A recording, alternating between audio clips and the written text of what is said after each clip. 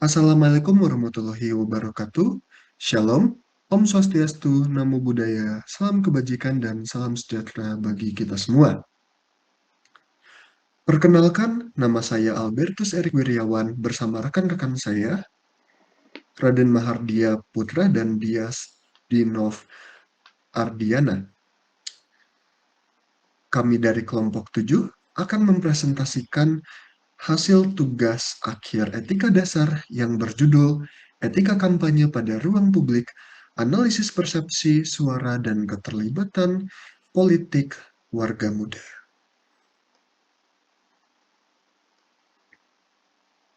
Fenomena penguasaan ruang publik melalui atribut kampanye fisik seringkali dianggap sebagai suatu residu demokrasi yang tidak terhindarkan.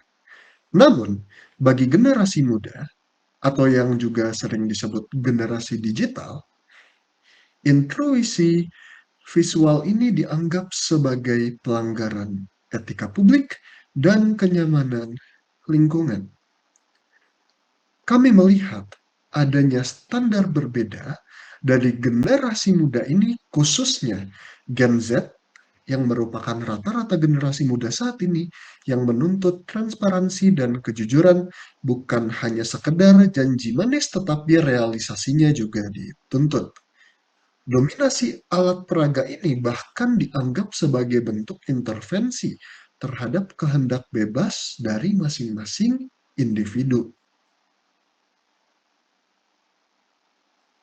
Dalam hal ini, penelitian ini didasarkan oleh kekhawatiran akan munculnya rasa muak di kalangan pemilih muda dengan melihat wajah kandidat maksudnya tanpa gagasan yang jelas dan sebagainya.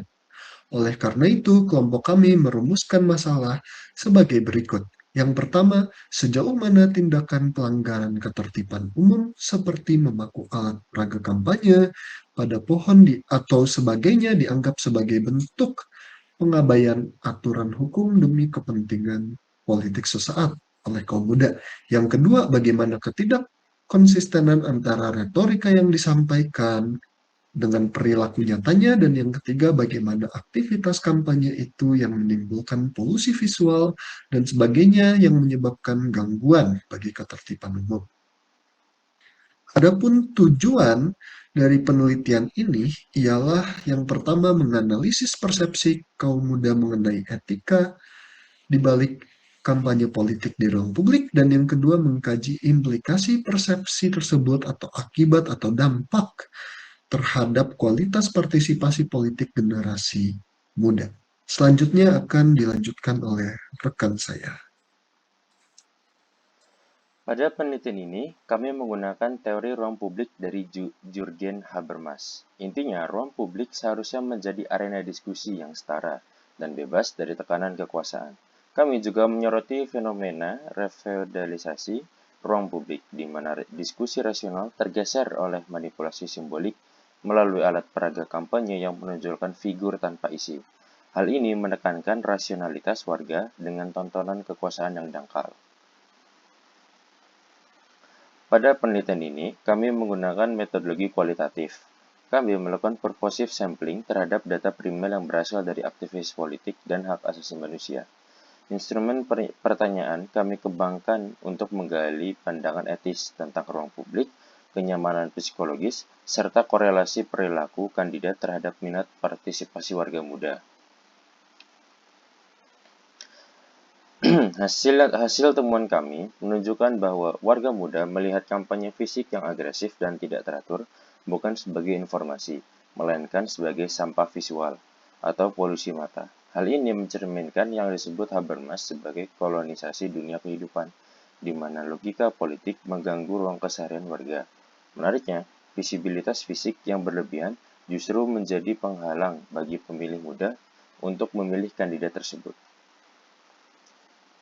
Kami juga menemukan adanya ketidakkonsistenan narasi yang memicu krisis kepercayaan. Contohnya, kandidat yang mengusung slogan sadar lingkungan, namun tim kampanyenya justru merusak pohon dengan memaku bahan kampanye. Bagi generasi digital, ini adalah bentuk ketidakjujuran intelektual. Jika etika dalam hal kecil seperti menjaga pohon saja gagal, warga muda sulit mempercayai janji politik yang lebih besar. Selanjutnya akan dilanjutkan dengan rekan saya. Baik, selanjutnya ada implikasi keterlibatan politik, di mana persepsi negatif ini berujung pada dua spektrum perilaku. Di satu sisi, muncul orientasi apatis atau alienasi politik di mana pemilih muda menarik diri karena merasa pemilu hanya hal yang mengganggu tanpa makna. Di sisi lain, muncul perlawanan aktif dalam bentuk partisipasi pemantauan. Mereka menggunakan media sosial untuk memviralkan dan memberikan sanksi sosial bagi para pelanggar etika kampanye. Untuk kesimpulan, etika berkampanye di ruang publik sangat menentukan integritas kandidat, di mana di mata warga muda, lanjut, praktik yang mengganggu ketertiban umum berpotensi merusak demokrasi karena menciptakan sinisme dan apatisme. Strategi kampanye fisik yang kuno sudah tidak lagi efektif untuk menarik minat pemilih muda saat ini.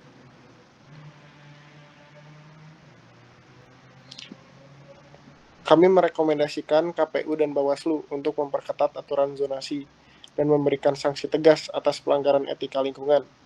Bagi peserta pemilu, penting untuk mengubah cara komunikasi agar janji selaras dengan tindakan. Terakhir, pendidikan politik tetap menjadi kunci untuk memastikan hak pilih warga muda tidak disalahgunakan. Sekian presentasi dari kami. Mohon maaf bila ada kesalahan. Terima kasih.